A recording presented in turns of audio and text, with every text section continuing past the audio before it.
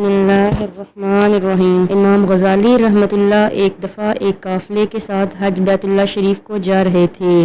اثناء سفر جہاں قافلہ قیام کرتا، ایک 10-12 سالہ لڑکا بڑے والہانہ اور مجذوبانہ انداز میں چلتا پھرتا نظر آتا۔ اکثر میری مجلس میں آتا اور بڑے مؤدبانہ انداز میں بیٹھ کر میری گفتگو سنتا۔ اس کے اس ذوق و شوق کو دیکھ کر میں نے پوچھ لیا، بیٹا میں تمہیں اکثر تنہا دیکھتا ہوں، اس طویل سفر میں تمہارا سرپرست اور سربراہ کون ہے؟ تو بچہ بڑے بے نیازانہ انداز سے گویا ہوا، حضرت جس نے مجھے اپنے گھر بلایا ہے وہی میرا سرپرست اور سربراہ ہے، انسانوں میں تو کوئی نہیں۔ میں نے کہا کہ آخر سواری کا خرچہ اور خوراک وغیرہ کا بندوبست کیا ہے؟ کہنے لگا، جس کا مہمان ہوں وہی میرا کفیل ہے۔ امام غزالی رحمۃ اللہ فرماتے ہیں، اس بچے کی اس جواب سے مجھے اس کے ایمان و اقان پر حیرت ہوئی۔ میں نے سوچا اس بچے کی روحانیت ہم بڑوں کو بھی مات دے گئی۔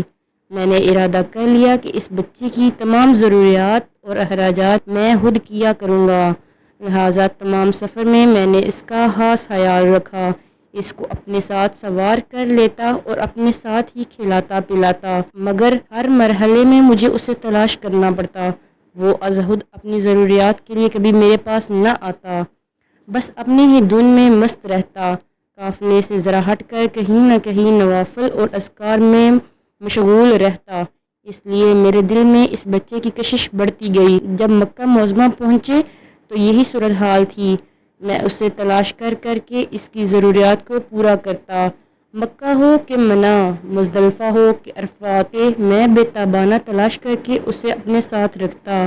جب قربانی کا دن آیا تو میں نے اپنے لیے جانور خریدا اور قربانی دے دی، پھر میں اس بچے کو تلاش کرتا رہا کہ اسے قربانی کے لیے جانور خرید کر دوں۔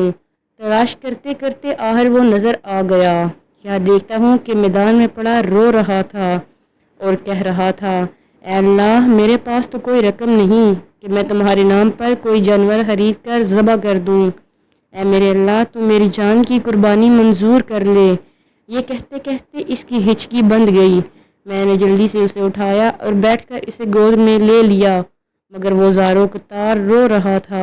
میں نے اسے تسلی دینے کے لیے کہا، بیٹا میں تو تمہیں اسی لیے تلاش کر رہا تھا کہ تم میرے ساتھ چلو اور اپنی پسند کا جانور خرید کر قربانی دے دو، مگر وہ اس قدر دردناک انداز سے گریہ وزاری کر رہا تھا اور اس کا جسم ایسے کپ کپا رہا تھا کہ مجھ سے دیکھا نہ جاتا تھا اور بار بار کہے جاتا تھا، اے اللہ میری قربانی قبول فرما لے، اے اللہ میری قربانی قبول فرما لے۔